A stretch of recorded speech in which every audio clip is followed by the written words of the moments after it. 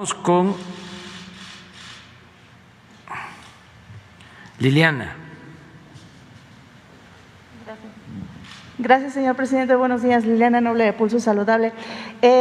Preguntarle, ayer usted comentaba sobre la universalización de la gratuidad en la salud. Yo quisiera saber, en los institutos, en sexenios pasados ocurría que sí pagábamos cuotas mínimas, pero había cuotas tan mínimas que gente que no tiene recursos ni siquiera podía pagar eso. Pero luego venías y tenías que hacerte una cirugía, una prótesis, algún insumo que tuviera que ver con la anestesia o estas agujas que se utilizan para hacer la punción en una mastografía, tenías que pagarlas por tu cuenta. Yo quisiera saber si dentro de este esquema de gratuidad se va a cubrir todo esto y de dónde van a salir estos recursos para mantener a estos institutos que, hay que reconocerlo, tienen una excelente calidad y son reconocidos a nivel mundial. Esa sería mi primera pregunta. Sí, gracias. es gratuidad, es el derecho a la salud. Está contemplado en la Constitución y no queremos que sea letra muerta. Todos podemos ir a un centro de salud, a un hospital, recibir atención médica, medicamentos y estudios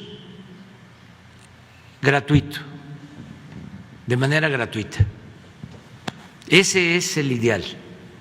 Hacia allá vamos. Y ya empezamos en los institutos. Y no es cuadro básico. O sea, no se reduce a un determinado número de claves o de medicinas y no incluye estudios o no incluye, como tú mencionas, equipos, ¿no?, que se requieren con más costo. No, es gratuidad completa para los no asegurados, Claro. Población abierta, que es más de la mitad de los mexicanos, que no tienen seguro social, que no tienen ISSSTE, que no tienen seguridad social. Entonces, para ellos es la salud gratuita, atención médica y medicamentos gratuitos. Ahora, me preguntas de dónde va a salir. Ese es el tema. Es que si no hay corrupción, con el mismo presupuesto de antes alcanza para dar la medicina a todos y atender a todos los mexicanos que no tienen ahora ese derecho, del derecho a la salud. De ahí viene el problema con Loret de Mola. Vean ustedes Latinos, que es parte de la empresa que está financiando a quienes nos atacan. ¿A qué se dedican? Además de los medios, ¿a qué se dedicaban? A vender medicamentos al gobierno. Políticos que vendían grandes cantidades de medicamentos, incluso adulterados, a precios elevadísimos, contratos con los gobiernos estatales, todavía los tienen.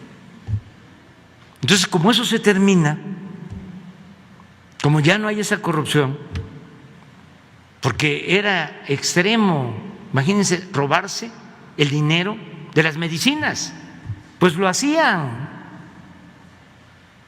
Entonces, por eso la rabia. Y entonces Latinos pues contrata a los periodistas que están en el Universal o que están en Milenio o en una estación de radio, y ese periodista cobra doble. Le paga el dueño o el empresario de la radio, de la televisión o del periódico, pero recibe otro sueldo, en este caso de Latinos. ¿Cómo entregaban los del Consejo Coordinador Empresarial? y cómo hacen sus acopios de recursos mexicanos en favor de la corrupción, que dicho sea de paso, hasta el gobierno de Estados Unidos les da dinero, que es un asunto que tenemos pendiente con el gobierno de Estados Unidos, que no nos han querido atender. ¿Cómo es posible que el gobierno de Estados Unidos le dé dinero a estos grupos que se dedican abiertamente a atacar a un gobierno legal y legítimamente constituido? Eso es intervencionismo. Eso no debe de caracterizar nuestras relaciones. Eso no es amistoso. Pero son de las cosas que tendrán que ir cambiando en la política exterior de Estados Unidos. Todas esas aptitudes, ¿no?, que a lo mejor ellos ven como normal el financiar a estos grupos que se disfrazan de sociedad civil, pero que tienen un propósito político.